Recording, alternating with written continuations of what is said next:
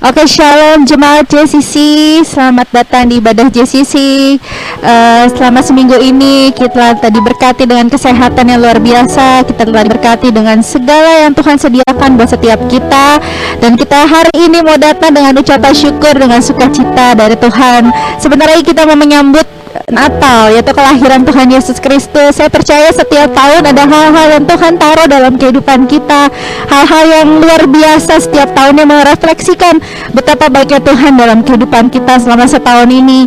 Mari kita berdoa sebelum kita mulai ibadah kita. Kami bersyukur Tuhan buat sore hari ini, buat apa yang Tuhan buat dalam kehidupan kami. Kami percaya Tuhan, berkat Tuhan bukan mengenai hanya soal keuangan atau apapun Tuhan, tapi berkat Tuhan banyak hal di hidup kami, termasuk apa yang Tuhan sediakan buat setiap kami, buat keluarga kami di sekeliling kami, buat pekerjaan kami Tuhan, buat usaha kami semua Bapak. Kami percaya Tuhan, berkat Tuhan gak pernah terbatas Tuhan, dan sebab itu kami menaikkan pujian dan pengagungan kami buat Engkau Tuhan, untuk menyembah Raja kami yang luar biasa dengan ucapan syukur dan sukacita Tuhan. Bersama dengan para malaikat di surga kami mau bersorak-sorai dan memuji dan membesarkan nama Tuhan. Terima kasih Tuhan Yesus, kami serahkan ibadah ini dari awal, pertengahan hingga akhirnya hanya di dalam satu nama, Tuhan Yesus Kristus. Puji Tuhan. Mari jemaat Tuhan yang di rumah maupun yang di sini, kita mau bersukacita di hadapan Tuhan. Kita mau naikkan pujian. Hai, mari berhimpun.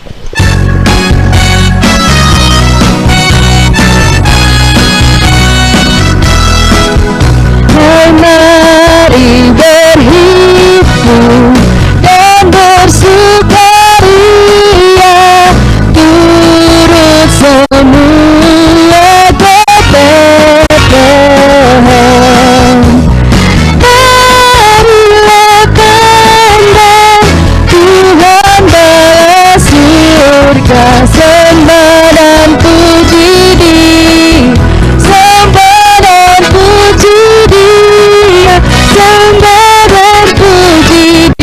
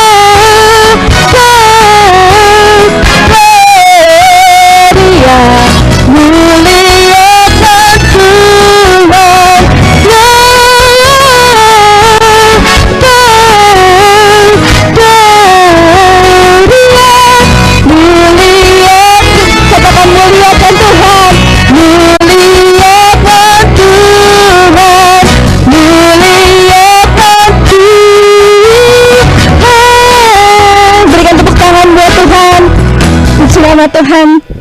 Kita percaya bahwa Tuhan memberikan kita segala berkat, bukan membuat kita jadi lupa diri, bukan membuat kita jadi tidak tahu caranya berterima kasih kepada Tuhan. Tapi berkat yang kita terima membuat kita semakin menyadari bahwa tanpa Tuhan kita nggak bisa apa-apa. Pada sore hari ini kita mau belajar mempunyai hati seorang hamba, hati yang mau dibentuk, hati yang menyadari bahwa tanpa Tuhan, kalau nggak ada Tuhan, kita bukan apa-apa. Tanpa Tuhan kita nggak bisa berbuat apa-apa. Di luar Tuhan kita nggak bisa berbuat apa-apa. Kami nggak mau lupa setiap kebaikan yang Tuhan kasih. Kami nggak mau jadi tinggi hati, kami nggak mau jadi congkak Tuhan. Kami nggak mau lupa buat semua apa yang Tuhan beri. Pada sore hari ini Tuhan, ajar kami mempunyai hati seorang hamba, hati yang mau diajar, hati yang mau dibentuk, hati yang mau mengenal Engkau lebih dalam lagi Tuhan. Terima kasih Tuhan, terima kasih buat setiap apa yang Tuhan buat di dalam kehidupan kami. Buat orang-orang yang ada di sekeliling kami Tuhan, kami mau bersyukur Bapa.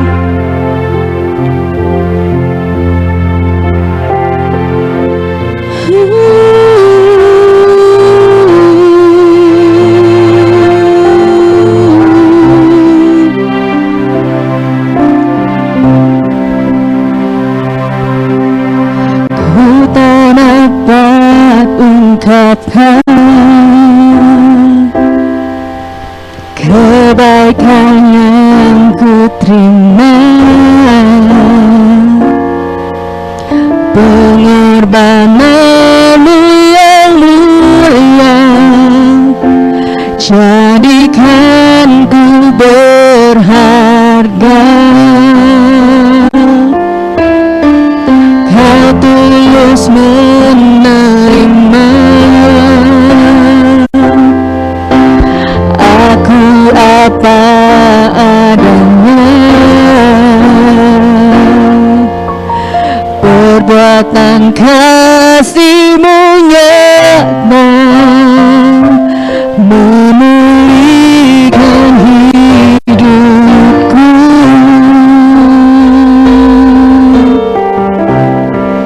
Kau bukan Tuhan yang melihat rupa, Kau bukan Tuhan yang memandang harta.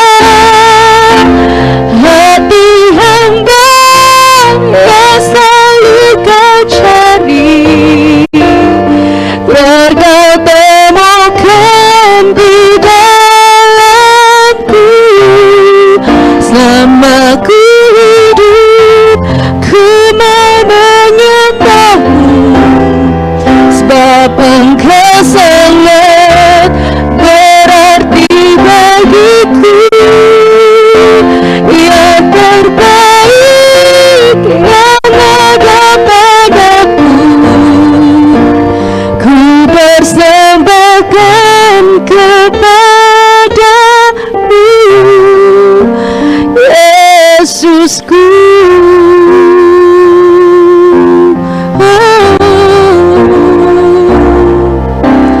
Ku tak dapat ungkapkan kebaikan yang ku terima, pengorbananmu yang mulia, jadikan ku berharga. Kau tulus menerima, Kau tulus menerima aku apa adanya, perbuatan kasih-Mu nyata memulihkan hidupku. Kau bukan Tuhan yang melihat rupa, Kau bukan Tuhan yang memandang harta. Hati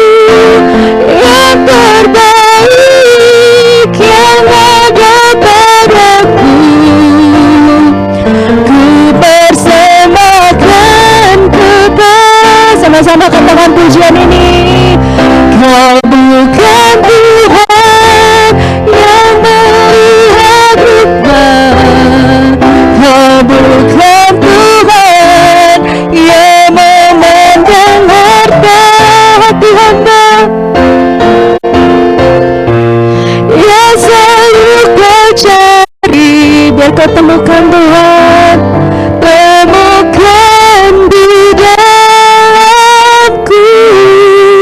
Selama ku hidup, ku mau menyembahmu, sebab Engkau sangat berarti bagiku. Yang terbaik yang ada padamu, ku persembahkan kepadamu, Yesusku. Yang terbaik yang ada padaku, yang terbaik yang ada padaku. Katakan yang terbaik yang ada padaku, yang terbaik yang ada padaku, yang terbaik yang ada padaku. Ku persembahkan kepadamu, Yesusku. Yang terbaik Tuhan, ku persembahkan padamu Tuhan, hanya bagimu, hanya untukmu Tuhan.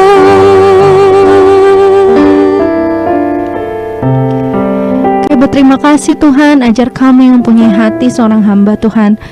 Biarlah firman pada sore hari ini disampaikan oleh hamba-Mu Tuhan, boleh menjadi rema kekuatan Tuhan, dan bahkan Tuhan kami menghidupi firman itu Tuhan dalam kehidupan sehari-hari kami. Biar Roh Kudus yang berikan hikmat, marifat buat kami mengerti setiap perkataan hamba-Mu, urapi lidah bibir hamba-Mu untuk menyampaikan kebenaran firman Tuhan. Dari setiap hati kami Tuhan dipersiapkan Tuhan untuk mendengarkan firman Tuhan pada sore hari ini Tuhan. Kami serahkan Bapa firman Tuhan pada sore hari ini Tuhan, dan kami siap mendengarkan. Hanya di dalam nama Tuhan Yesus Kristus kami berdoa dan kami mengucap syukur. Haleluya, puji Tuhan, amin.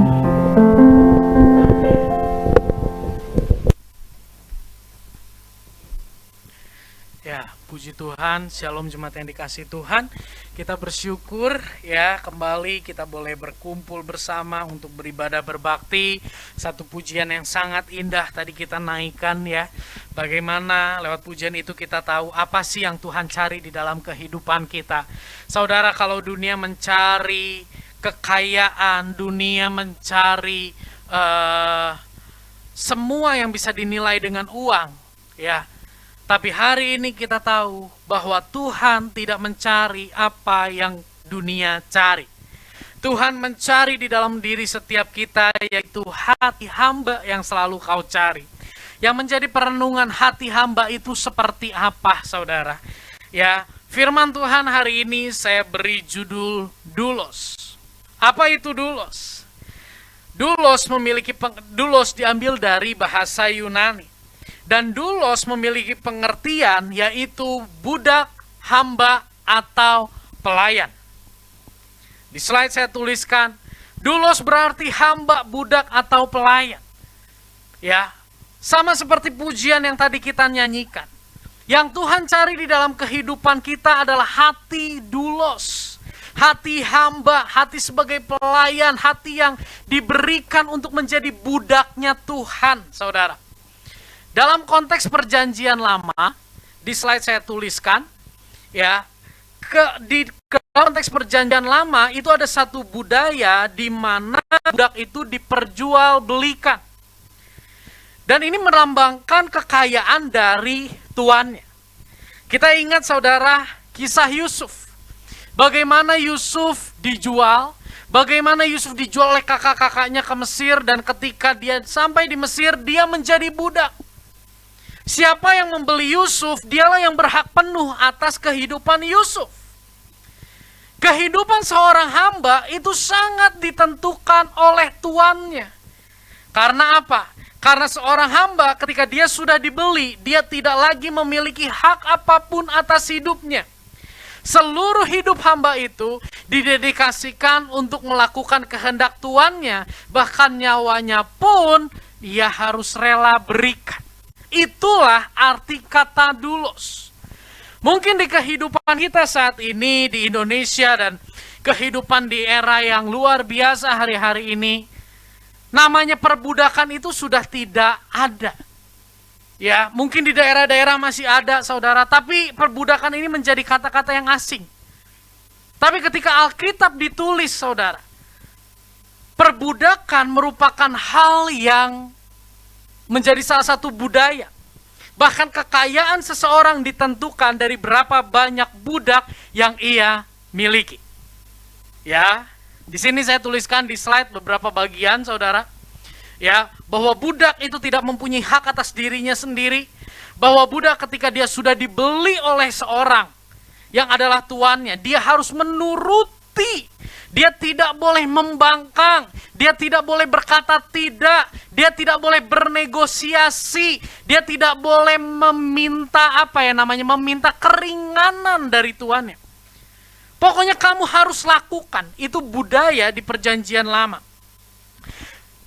Di momen Natal ini, saudara, ada satu contoh, ada satu pembelajaran bagaimana Tuhan mau kita menjadi hamba Tuhan. Saudara, di slide saya beri sebuah gambar.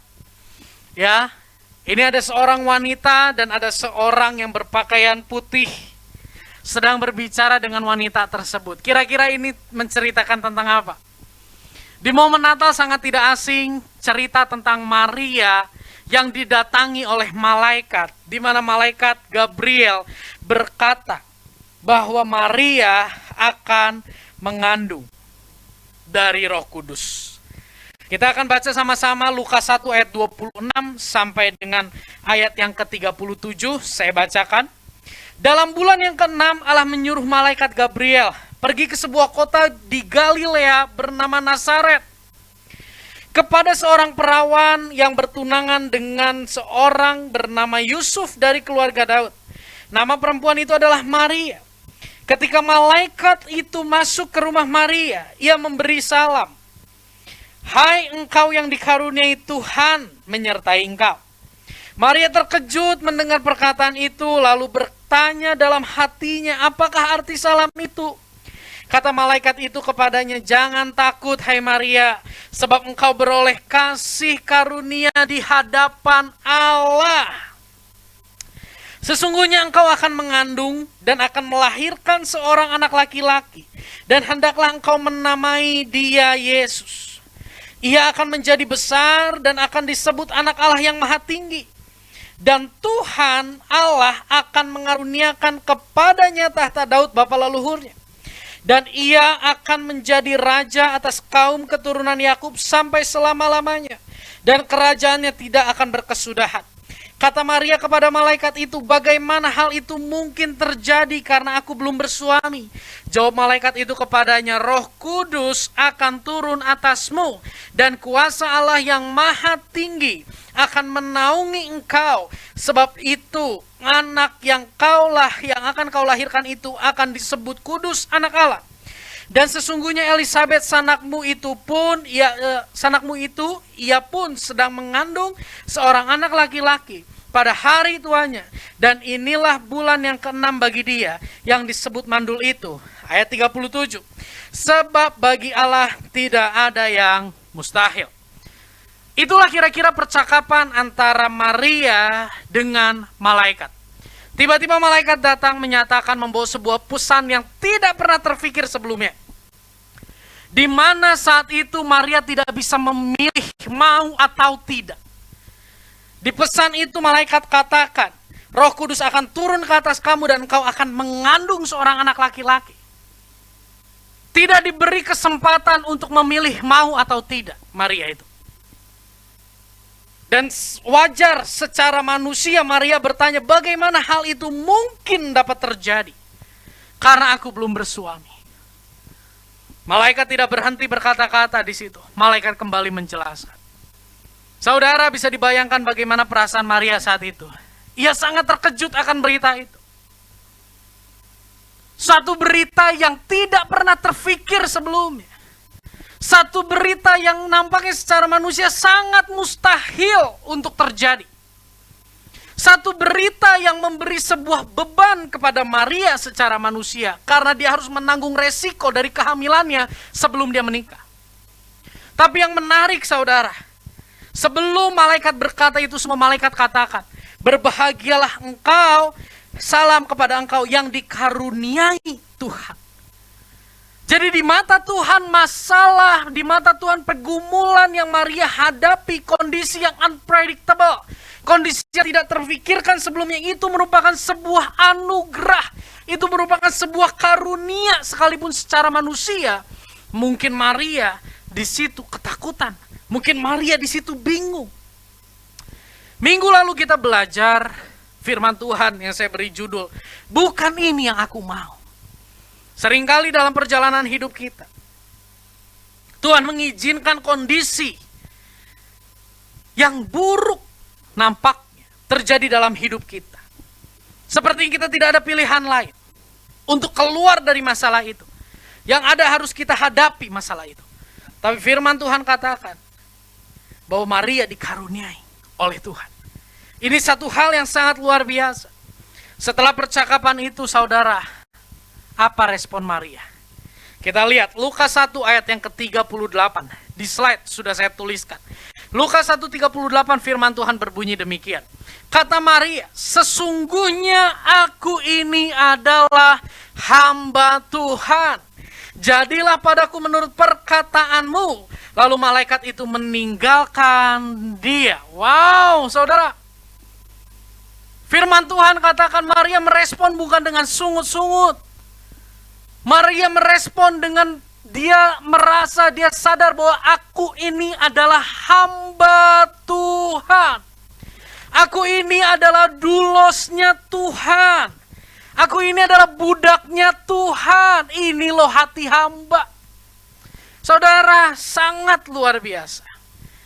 Ketika Yesus dilahirkan ke dalam dunia, ada sebuah pesan, sebab aku ini adalah hamba Tuhan, jadilah kepadaku menurut perkataanmu, kata Maria.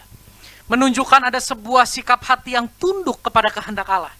Ketika Yesus mau ditangkap di bukit Golgota, sebelum dia naik ke bukit Golgota, di Getsemani, apa yang Yesus katakan? Bukan kehendakku yang jadi, melainkan kehendak Allah, kehendakmulah Bapa yang terjadi. Pelayanan Yesus, kehadiran Yesus diawali dengan perkataan seorang wanita. Aku hamba Tuhan, jadilah menurut perkataanmu. Yesus sebelum dia menutup hidupnya, naik ke atas kayu salib, dia pun katakan, jadilah kehendakmu. Diawali jadilah kehendakmu, ditutup jadilah kehendakmu. Dan Tuhan mau kita menjalani hidup para pengikut Kristus. Tuhan mau kita pun memiliki sikap hati yang begitu indah di hadapan Tuhan. Jadilah yang Tuhan mau. Maria menggambarkan sikap hati sebagai dulos, sebagai hamba, sebagai budaknya Tuhan. Yesus menggambarkan sikap hati sebagai budaknya Bapa. Wow.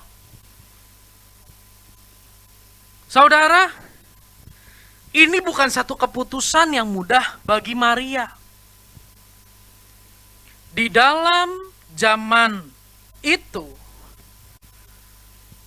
ya, peraturan hukum Taurat itu sangat ketat. Ada resiko-resiko yang harus Maria tanggung. Dia mestinya ada resiko, dia dirajam oleh batu karena dia dianggap sebagai pezina. Dia dikucilkan, itu resiko-resiko yang sangat jelas di depan mata. Tapi sekalipun Maria tahu ada resiko itu, dia tetap katakan, aku ini adalah hamba Tuhan. Di slide saya tuliskan, di slide berikutnya saya tuliskan gini saudara. Secara sosial, Maria itu bukan budak dari siapa-siapa. Maria itu adalah orang merdeka. Maria itu tidak memiliki tuan yang mengatur penuh hidupnya. Secara sosial, dia tidak menjadi budak. Dia tidak terikat dengan siapapun dan terikat oleh apapun. Memang dia ada keterikatan dengan Yusuf, tapi statusnya sebagai tunangan, bukan budak. Beda. Dan kita bisa lihat saudara, tanpa negosiasi dan tanpa memaksa untuk mengerti kenapa ini terjadi, Maria menyatakan diri sebagai hamba Tuhan. Apakah Maria ini adalah pelayan di bait suci? Bukan. Ya, mari saya mengajak jemaat Tuhan. Kita jangan hanya memandang kata hamba Tuhan itu sebagai status, sebagai jabatan. Tapi pandanglah ini sebagai gaya hidup kita dalam kehidupan sehari-hari umat yang sudah ditebus. Siapapun saudara, dimanapun saudara berada, apapun jabatanmu di kantor, ya, atau di gereja, kita semua adalah hamba Tuhan. Artinya kita adalah pribadi-pribadi yang harus tunduk penuh kepada Tuhan. Maria tanpa negosiasi, tanpa dia bilang, kalau aku ngerti, kalau itu masuk di akal baru mau aku jadi hamba Tuhan. No. Begitu dengar pesan itu, di terjemahan lain dikatakan behold, yang artinya sesungguhnya, sebenarnya aku ini hamba Tuhan. Wow, saudara, luar biasa. Di slide saya tuliskan bagian yang ketiga. Dengan penuh apa saudara? Kerelaan. Wah, luar biasa ya. Bukan dengan penuh tuntutan. Bukan dengan penuh syarat. Tapi dengan penuh kerelaan, saudara. Maria menghidupi kehendak Allah. Rela ini, hari-hari ini, sikap rela ini yang jarang. Ya, biarlah hati yang rela seperti Maria itu ada dalam kehidupan setiap kita. Dia rela sekalipun harus menanggung setiap konsekuensi dari keputusannya. Salah satu yang ditakutkan Maria adalah bagaimana aku harus ngomong sama Yusuf ya tunanganku ya. Jangan-jangan nanti Yusuf menceraikanku. Ketika Maria sedang dalam ketakutan. Tuhan tahu ketakutan Maria. Tuhan tahu kebingungan Maria dan Tuhan ngomong sama Yusuf. Minggu kemarin kita bahas. Tuhan ngomong sama Yusuf, lewat malaikat. Itu Maria tunanganmu sedang mengandung. Tanpa Maria ngomong sama Yusuf, Tuhan ngomong sama Yusuf. Kalau Maria yang ngomong sama Yusuf, apa yang terjadi saudara? Bisa marah Yusuf. Bisa selesai pertunangan mereka. Tapi karena Tuhan yang ngomong sama Yusuf, dan Yusuf taat, apa yang Maria takutkan tidak terjadi. Inilah bentuk penyertaan Tuhan kepada setiap hambanya. Akan ditolongnya tepat pada waktunya dengan caranya. Mari saudara. Hati hamba yang Tuhan cari. Lukas menulis kitab bagian ini untuk menyampaikan pesan bagi kita. Milikilah hati seorang hamba. Yang menjadi pertanyaan dan menjadi pembahasan kita. Kenapa Maria dapat secepat itu menyatakan bahwa ia adalah hamba Tuhan. Dan secepat itu ia rela melakukan kehendak Tuhan sekalipun resikonya banyak. Ya, mungkin kita mendengar, wah hebat ya Maria ya. Saudara, saya mau katakan Maria adalah manusia seutuhnya, bukan manusia setengah dewa. Maria adalah manusia, bukan seperti Yesus yang adalah Allah. Jadi intinya Maria adalah sama dengan kita semua. Tapi kenapa dia bisa dengan cepat, dengan rela hati, dengan penuh kesadaran menyatakan bahwa aku ini adalah hamba Tuhan. Jadilah padaku apa yang Tuhan mau, penyerahan begitu total. Ada 3 hal yang hari ini kita akan pelajari. Dan saya berdoa setelah kita mempelajari ini, kita punya hati hamba di hadapan Tuhan. Yang pertama, saudara, saya tulis di situ. Maria sadar bahwa Aku adalah apa? Ciptaan. Wow.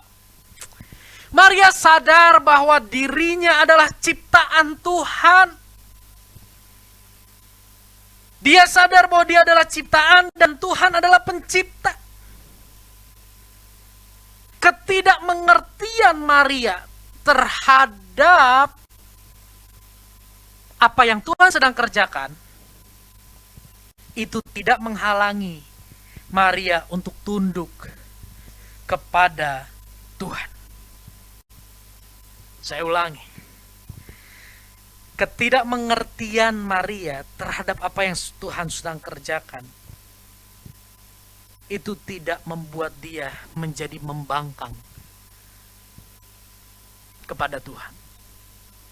Seringkali ketika kita tidak mengerti apa yang Tuhan sedang kerjakan, apa yang Tuhan sedang lakukan, kita tidak melihat satupun yang baik dari yang Tuhan sedang kerjakan dalam hidup kita, kita berpaling dan meninggalkan Tuhan. Kita keluar dari kebenaran. Saudara, sadarilah bahwa kita adalah ciptaan. Dan Dia adalah pencipta. Sehingga sangat wajar jika pikiran kita tidak dapat mengerti apa yang Tuhan izinkan terjadi dalam hidup kita. Sangat wajar jika kita tidak menemukan alasan di balik apa yang Tuhan sedang kerjakan di dalam kehidupan kita. Ini merupakan hal yang sangat wajar, saudara. Jadi jangan sampai kita undur dari Tuhan karena kita merasa ikut Tuhan, aku nggak ngerti kenapa ini terjadi. Kalau kita bisa mengerti semua yang Tuhan izinkan terjadi dalam hidup kita, kita bisa mengerti semua tentang Allah, jangan-jangan Dia bukan Allah karena bisa terjangkau oleh pikiran kita. Kalau Dia bisa menciptakan manusia dengan kemampuan berpikir di poin 100. Manusia diciptakan kemampuan berpikir maksimal di poin 100 misalnya. Pasti dia punya kemampuan berpikir di atas 100. Setuju ya? 200, 300. Ada selisih dan selisihnya ini adalah bagian yang kita nggak bisa ngerti, yang nggak bisa kita pahami. Kalau Dia ciptakan kita, pengertian, pengetahuan kita, kepandaian, kecerdasan kita di poin 1000. Sesungguhnya pribadinya memiliki kemaksimalan misalnya di poin 3000, 4000. Yang tidak bisa terkejar oleh manusia. Namanya juga ciptaan. Jadi mari saudara, teladani Maria. Maria adalah orang yang tahu diri. Seringkali tanpa kita sadar, kita nggak tahu diri di hadapan Tuhan. Ya, kita nggak tahu diri dalam konteks kita memaksa Tuhan, kita mengancam Tuhan untuk membuat kita mengerti pemikirannya di dalam kehidupan kita. Di dalam kitab Yesaya 40 ayat yang ke-27 sampai dengan ayat yang ke-28. Yesaya adalah kitab yang paling banyak menceritakan tentang nubuatan tentang kelahiran Yesus. Dan kitab Yesaya ini ditulis ketika bangsa Israel sedang ada di dalam keterpurukan pembuangan ke Babel. Di dalam pembuangan ke Babel, bangsa Israel pun bertanya, Tuhan, ayat yang ke-27 saya bacakan, mengapakah engkau berkata, kata Tuhan, hidupku tersembunyi dari Tuhan dan aku tidak diperhatikan oleh Allahku? Dalam keterpurukannya pembuangan, bangsa Israel bertanya, kenapa Tuhan tidak mempedulikan aku? Kenapa aku tidak diperhatikan oleh Tuhan? Tuhan jahat. Tapi Tuhan katakan, kenapa kamu tanya gitu? Dan Tuhan katakan, tidakkah kau tahu, hai Israel? Dan tidakkah kau dengar bahwa Tuhan adalah apa? kekal. Dan yang menciptakan bumi dari ujung ke ujung. Ia tidak menjadi lelah dan tidak menjadi lesu. Tidak terduga pengertiannya. Wow. Saudara, kehidupan bangsa Israel di zaman Yesus, termasuk di zaman Maria, itu sangat berpegang kepada kitab perjanjian lama yang hari ini kita pegang. Dan kitab Musa, 5 kitab Musa, Kejadian, Keluaran, Imamat, Bilangan, Ulangan, itu merupakan kitab yang sangat diagung-agungkan, Pentateuch. Sehingga mereka sangat faham 5 kitab ini, termasuk tentang penciptaan. Maria sangat sadar, aku adalah ciptaan. Dan Tuhan sebagai pencipta itu tidak terduga pengertian. Sehingga sangat wajar jika aku tidak mengerti rancangannya di dalam hidupku. Mari saudara, sadari bahwa kita adalah ciptaan. Kita terbatas. Mungkin hari ini kita tidak melihat hal yang baik di balik kondisi yang sedang kita alami. Mungkin 2021 merupakan tahun yang kelam bagi kehidupan kita. Tapi milikilah respon seperti Maria. Sadarilah bahwa sekalipun kau memandang masa hidupmu, masa depanmu suram, terlalu rusak, terlalu bobrok, saya mau katakan, Tuhan belum selesai. Amin. Tuhan belum katakan selesai. Ada pemikiran, ada rancangan yang gak bisa kita gapai dengan keterbatasan kita, yang akan Tuhan kerjakan dalam kehidupan setiap kita. Yang pertama, kenapa Maria begitu mudah katakan aku adalah hamba Tuhan? Karena dia sadar, aku adalah pencipta, aku adalah ciptaan dan engkau adalah pencipta. Yang kedua, bukan sekedar dia tahu bahwa dia adalah ciptaan, tapi dia tahu bahwa aku adalah apa? Tebusan, saudara. Maria sadar bahwa umat Israel adalah umat tebusan. Maria sadar bagaimana Mesir yang begitu kuat mencengkram. Dengan kuasa Tuhan, bangsa Israel bisa dilepaskan keluar dari Mesir, masuk Kanaan. Maria ingat bagaimana Tuhan memelihara bangsa Israel dalam perjalanan padang gurun. Itu membuat Maria sadar bahwa apa yang menjadi rancangan Tuhan itu bukanlah rancangan kecelakaan. Ya, Maria tahu bahwa pribadinya, bangsanya adalah bangsa yang ditebus. Saudara, jangan lupa bahwa kita ini adalah ciptaan. Yang kedua, jangan lupa bahwa kita ini adalah umat tebusan. Kita hidup di zaman Yesus yang sudah mati di atas kayu salib. Kita hidup di zaman Roh Kudus dicurahkan bagi kehidupan setiap kita, di mana Dia memampukan kita untuk percaya sekalipun kita tidak melihat. Dalam Efesus pasal yang kedua ayat yang ke-10 firman Tuhan katakan, karena kita ini buatan Allah. Yes, kita ini ciptaan Allah.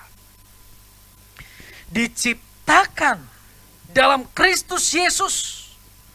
Sudah diciptakan Allah, diciptakan lagi di dalam Yesus Kristus. Diciptakan Allah dan dilahirkan baru di dalam Yesus Kristus. Mengalami penebusan. Untuk apa? Untuk melakukan pekerjaan baik. Untuk menjadi doulos. Untuk menjadi hamba.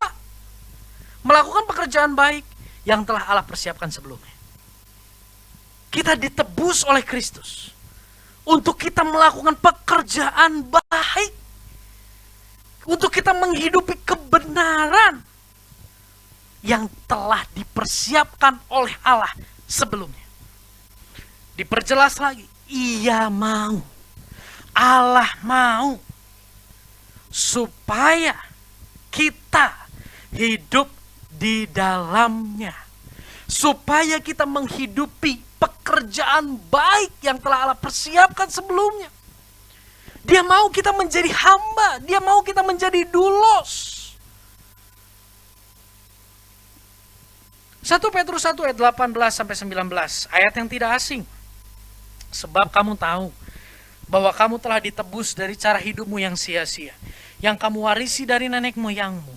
Itu bukan dengan barang yang fana, bukan pula dengan emas atau perak atau emas, melainkan dengan darah yang mahal, yaitu darah Kristus, yang sama seperti darah anak domba, yang tak bernoda dan tak bercacat. Wow, saudara, sadari bahwa kita adalah tebusan.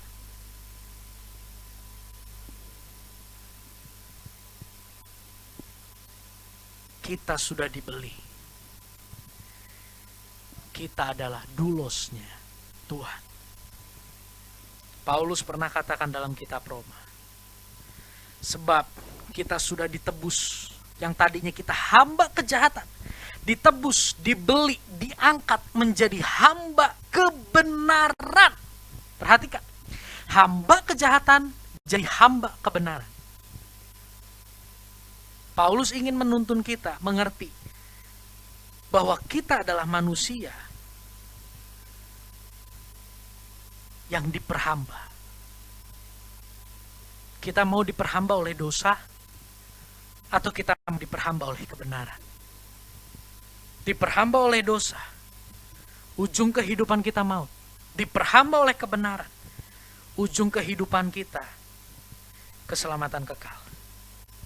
Diperhamba oleh dosa, kita hidup dikuasai oleh dosa. Kita tahu itu salah, tapi kita nggak bisa lepas. Kita nggak bisa bilang tidak, itu diperhamba oleh dosa. Atau kita mau diperhamba oleh kebenaran. Maria memberi sebuah contoh yang sangat luar biasa. Aku adalah hamba Tuhan. Ya, jadi hari ini kalau kita memandang, wah itu hamba Tuhan, pendeta. Saya mau katakan hari ini, kita semua yang ditebus oleh Tuhan adalah hamba Tuhan. Aku pengen didoakan oleh hamba Tuhan. Saya mau katakan, saudara adalah hamba Tuhan. Mari kita hidup sebagai hamba yang baik. Tuannya baik. Sudah selayaknya, sudah seharusnya kita sebagai hamba menjadi hamba yang baik. Wah, banyak resiko untuk taat tunduk penuh terhadap firman Tuhan. Wah, kayaknya sangat capek, sangat letih menghidupi kebenaran. Sangat letih mengendalikan diri, tetap setia. Sangat letih mengendalikan diri, tetap mengampuni. Letih.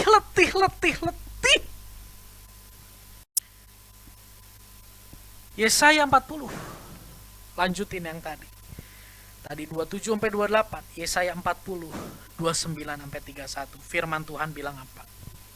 Tuhan memberi kekuatan kepada yang lelah dan menambah semangat kepada orang yang tiada berdaya. Orang-orang muda menjadi lelah dan lesu, dan teruna-teruna jatuh tersandung. Tetapi orang yang menanti-nantikan Tuhan mendapat kekuatan baru. Mereka seumpama raja wali yang naik terbang dengan kekuatan sayapnya. Mereka berlari dan tidak menjadi lesu. Mereka berjalan dan tidak menjadi lelah. Wow! Siapa yang memperoleh kekuatan baru? Siapa yang memperoleh pengharapan baru? Siapa yang akan selalu kuat menjalani perjalanan hidup sekalipun banyak tantangan? Siapa? Orang yang menanti-nantikan Tuhan. Orang yang terus tertuju kepada Tuhan. Orang yang terus menekuk lutut, mengharap kekuatan belas kasih daripada Tuhan. Itulah hamba. Itulah hamba. Minggu lalu kita baca sebuah ayat, 1 Korintus 10 ayat yang ke-13. Sebab pencobaan-pencobaan yang kamu alami bukanlah pencobaan-pencobaan adalah pencobaan-pencobaan biasa yang tidak melebihi kekuatanmu. Dan ayat itu dilanjutkan, apa dikatakan di sini? Karena itu, ia tidak membiarkan kamu dicobai melampaui kekuatanmu pada waktu kamu dicobai. Iya, Tuhan akan memberikan kepadamu jalan keluar sehingga kamu dapat menanggungnya. Inilah orang yang menanti-nantikan Tuhan. Mari saudara, mungkin hari ini kita tidak mengerti apa yang sedang kita hadapi. Kenapa Tuhan izinkan ini terjadi? Jadilah pribadi-pribadi yang setia menanti-nantikan Tuhan. Berharap sama Tuhan. Tidak sia-sia. Dia akan memberi kekuatan baru. Dia akan memberi semangat baru. Di sini ada dikatakan, di Yesaya dikatakan apa? Orang muda menjadi letih, lelah, lesu, dan teruna jatuh tersandung. Orang muda dan teruna melambangkan apa? Orang-orang yang mengandalkan kekuatannya. Orang-orang yang mengandalkan kemampuannya. Orang-orang yang mengandalkan manusia. Mereka akan jatuh tersandung. Tapi orang yang menantikan Tuhan selalu akan memiliki kekuatan yang baru. Saudara, Kota Bandung hari-hari ini masih dalam suasana berduka karena wali kota Bapak Odet meninggal dunia beberapa hari lalu, Jumat. Saya pun cukup terkejut ya ketika melihat berita. Berapa waktu yang lalu kalau saudara perhatikan, Bapak Odet ini sakit. Sebelum COVID, dia sempat kena COVID, beliau sempat kena COVID. Sebelumnya dia sakit sampai masuk di rumah sakit. Ada isu, ada gosip bahwa Bapak Odet ini akan digantikan oleh wakilnya.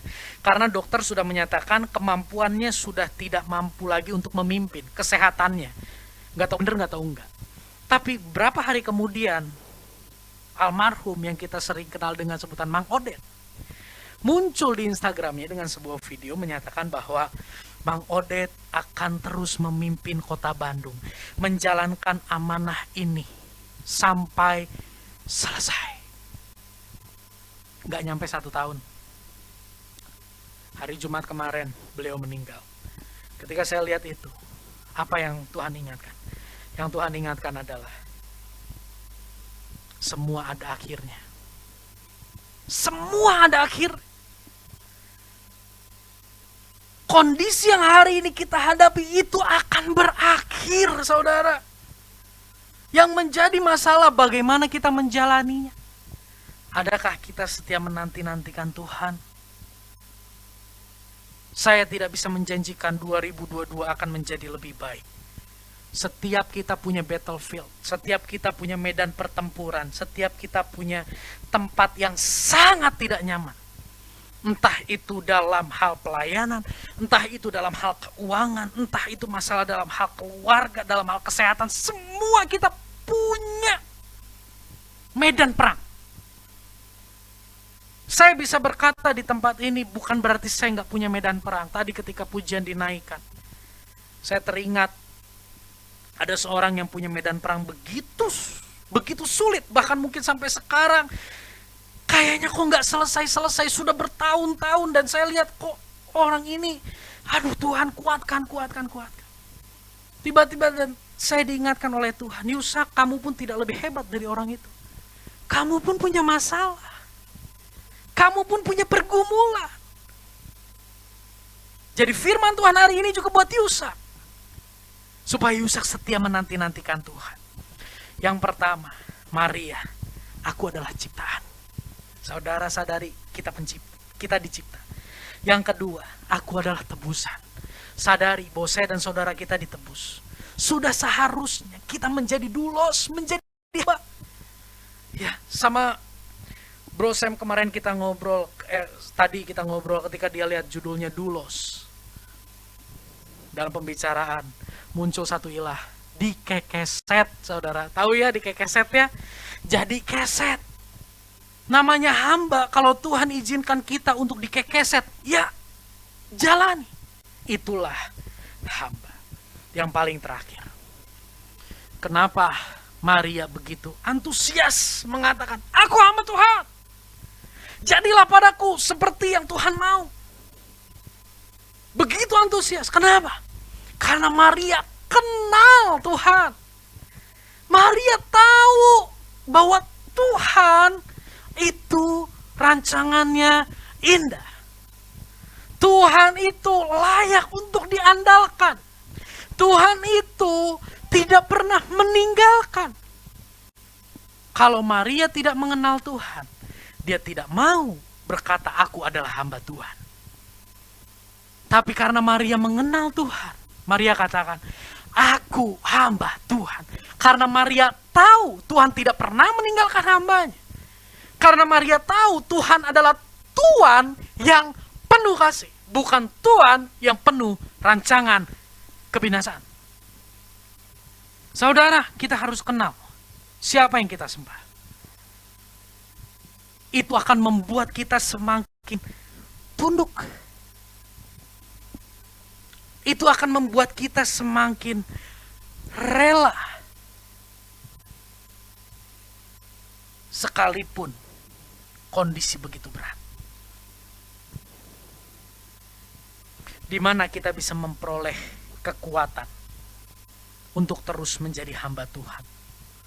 Menjalani gaya hidup sebagai hamba Tuhan. Di mana? Dalam pengenalan akan Dia. Semakin kita mengenal, semakin kita mengalami kasih-Nya, semakin kita mengalami kasih-Nya, semakin kita tunduk memberi diri untuk menjadi hamba-Nya. Maria mengenal Tuhan. Sehingga dia rela untuk menyerahkan hidupnya, mendedikasikan seluruh waktunya untuk menghidupi apa yang menjadi agenda Tuhan, sekalipun banyak resiko, banyak tantangan. Mari saudara, kematian Yesus di kayu salib itu membuat kita yang tadinya jauh, kita manusia berdosa, Allah kudus, jauh, terpisah, tidak dapat bersatu. Kematiannya di kayu salib itu mempersatukan, menjadikan yang jauh menjadi dekat. Kita punya akses untuk kita semakin mengenal Dia. Contoh, salah satu contoh selain Maria, orang yang setia menanti-nantikan Tuhan adalah Ayub. Di akhir penderitaannya, Ayub katakan seperti ini. Ayub 42 ayat yang kelima. Oke, Ayub 42 ayat 1 sampai ayat yang kedua. Sorry ya. Saya undang pemain musik. Ayub 42 ayat 1 sampai 2. Firman Tuhan berbunyi demikian. Maka jawab Ayub kepada Tuhan, aku tahu bahwa Engkau sanggup melakukan segala sesuatu dan tidak ada rencanamu yang gagal. Saya ulangi, aku tahu bahwa Engkau sanggup, bahwa Engkau Tuhan sanggup melakukan segala sesuatu dan tidak ada rencanamu yang gagal. Wow! Kapan Ayub katakan ini? Setelah Ayub menjalani satu perjalanan yang sangat berat. Istrinya katakan tinggalkan Tuhan. Tapi Ayub tahu ini bukan akhir. Sehingga dia terus menantikan Tuhan.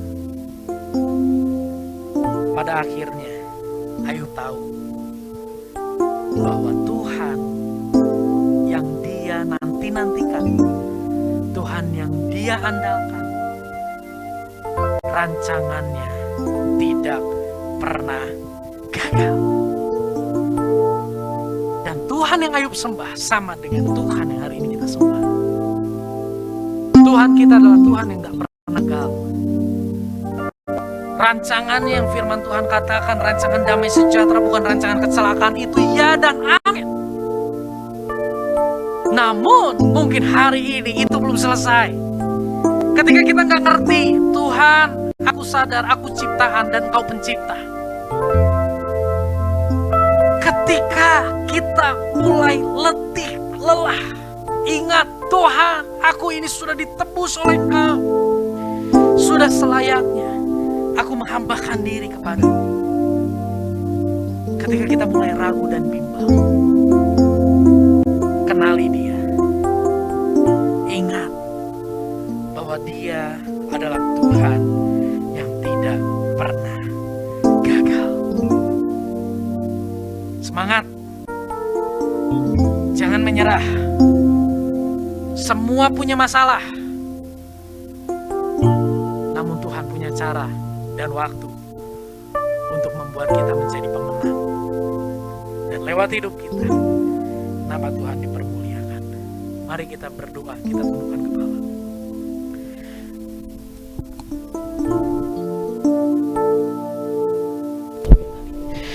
Tuhan, kami bersyukur Tuhan, karena hari ini kami belajar untuk kami menjadi hamba. Itulah yang Tuhan cari di dalam kehidupan kami, hati hamba. Tuhan, ampuni kami kalau seringkali kami lebih banyak kompromi daripada taat. Seringkali kami ingin mengerti dulu baru kami mau taat. Hari ini kami sadarkan bahwa kami adalah ciptaan, bahwa kami adalah tebusan, dan kami mau semakin mengenal Engkau. Terima kasih Tuhan, terima kasih Bapa. Ku tak dapat lupakan kebaikan yang ku terima. Katakan dengan segenap hatimu, pengorbananmu yang mulia jadikan ku berharga. Kau tulus Tuhan, Kau tulus menerima. Aku apa adanya, kekuatan kasih-Mu nyata memulihkan hidupku. Kau bukan Tuhan yang melihat rupa, Kau bukan Tuhan yang memandang harta. Hati hamba yang selalu Kau cari, biar Kau temukan di dalamku. Selama ku hidup, ku mau menyembah-Mu Tuhan, sebab Engkau sangat berarti bagiku. Yang terbaik yang ada padaku, ku persembahkan kepadamu, Yesusku.